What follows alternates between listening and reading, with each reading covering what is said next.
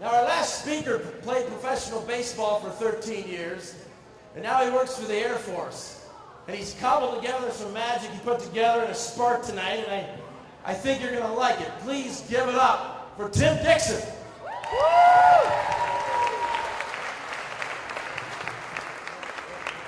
I'm going to give you the power to control something you have absolutely no control over. I'm going to give you a voice where your voice has never been heard.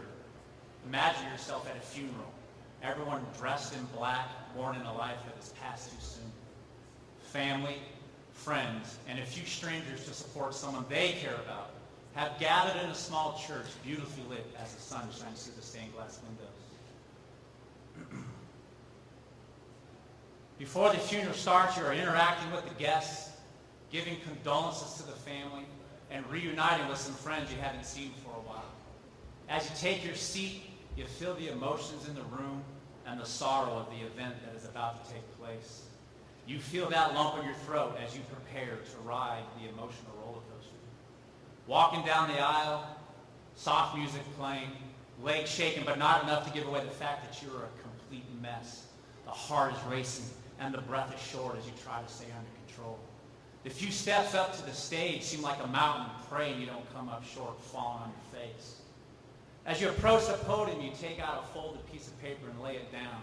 There's no way you can control your shaking hands enough to hold it yourself. In a soft, defeated voice, you welcome the guests and begin to talk about the person everyone has come to celebrate. You tell a few stories of how this person affected your life and the life of others. A few minutes into the talk, the words seem numb rolling off your tongue. But as you continue, you're awakened to some familiarities to the story. The words begin to bring back memories of your own life, and you are paralyzed when you realize you are talking about yourself. An overwhelming feeling smothers you, and you almost collapse when you come to the reality that you are given the eulogy at your own funeral. At that moment, all you see are those faces in the church. Your parents, your children, your childhood friends, your coworkers, and everyone else that has meant something to you during your life. As you continue with your eulogy, your mind wanders and thoughts flood your emotions. What effects did you have on the people in your world? Questions about the choices you made up to this mind-blowing event. Did you have a positive impact on the people you surround yourself with? Did you inspire? Did you live each day to its fullest? Did you achieve your goals and dreams? Were you selfish? Did you live your life for others? What were your regrets? You can't turn your mind off. The questions keep pouring in, and only now do you really pay attention to the little things. What would you change? How would you make your life more significant? Were your parents proud of you? Did you raise your children the right way? It seems like an eternity standing in front of your people, staring them in the eyes, wondering if you left their world properly. Here is the beauty of this moment. You are not dead, but you have now sparked the questions that could lead you to a better life. Are you living your best life? What could you change now that would make your eulogy significant to the most important person in your life? Are you on the right track? And if you are, continue to move forward, making the most out of everyday giving.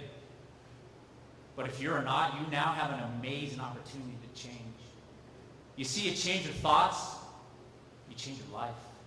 And so many of us try to live our lives getting from point A to point B as fast as we can. We want a microwave lifestyle, instant results. And if we don't get those results, we quit. Shouldn't the best part of the journey be the guts between point A and point B? The failures, the roadblocks, the seemingly impossible obstacles to overcome really create our eulogy. No one's story is perfect. We all have our downfalls, but that's the beauty of life.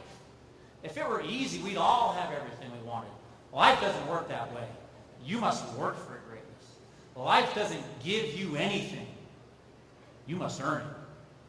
So are you running away from your fears or towards them? What is the legacy that you are leaving behind for the world to remember you by?